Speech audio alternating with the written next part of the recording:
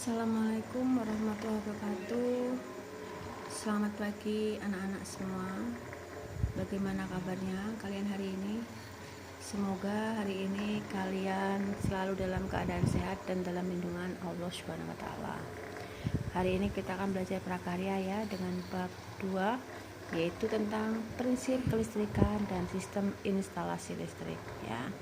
Tentunya semua yang ada di sini, kita semua terutama sudah menikmati apa itu listrik ya, dimana kita bisa nonton TV, hidupkan lampu ya, menikmati berbagai fasilitas yang kita miliki di rumah ya, yang dihasilkan dari listrik ya.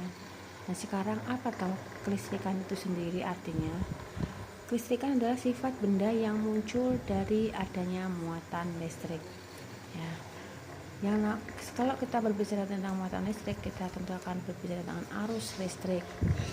Arus listrik sendiri artinya yaitu mengalirnya elektron secara kontinu pada konduktor akibat perbedaan jumlah elektron pada beberapa lokasi yang jumlah elektronnya tidak sama. Ya. Di sini ada dua jenis arus listrik, yaitu listrik arus searah atau nama kerennya yaitu DC, direct current yaitu arus listrik yang arahnya tetap, bisa dilihat di gambar itu ya. Yang kedua yaitu listrik arus bolak-balik atau AC, alternating current, adalah arus yang besar dan arahnya selalu berubah-ubah. Sekarang kita lanjut jenis-jenis pembangkit listrik yang ada di Indonesia ya.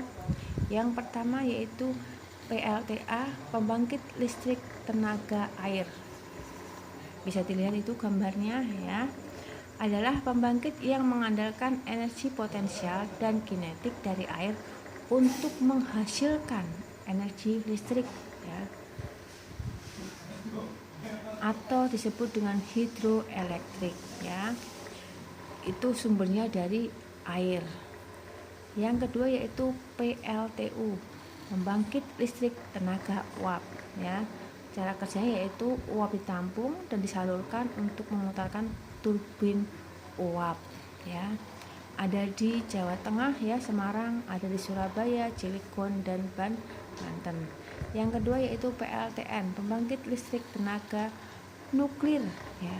Di sini ia menggunakan energi uap yang dihasilkan oleh reaktor nuklir untuk memutarkan turbin uap. Ya, di sini nanti dia akan menghasilkan energi listrik ya.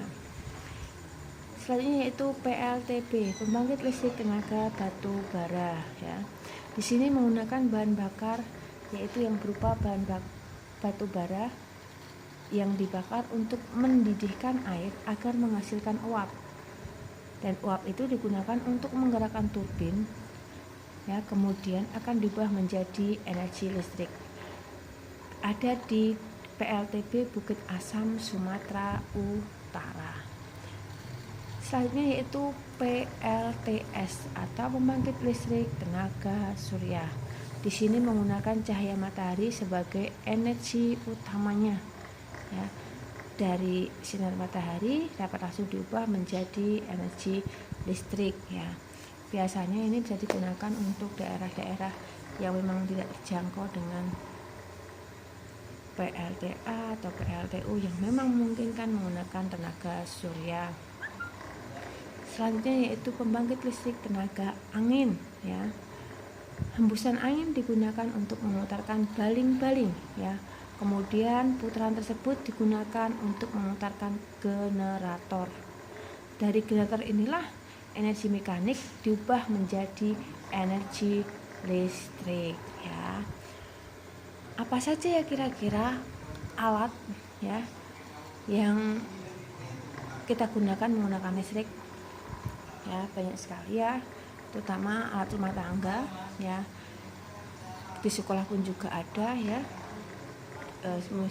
Contohnya kipas angin ya, lemari es atau kulkas, magicom ya, Pokoknya alat rumah tangga atau alat-alat yang kita gunakan di sekolah yang menggunakan listrik ya.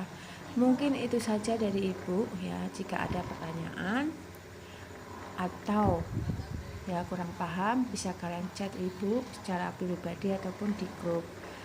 Apabila ada kesalahan, Ibu mohon maaf ya. Wassalamualaikum warahmatullahi wabarakatuh.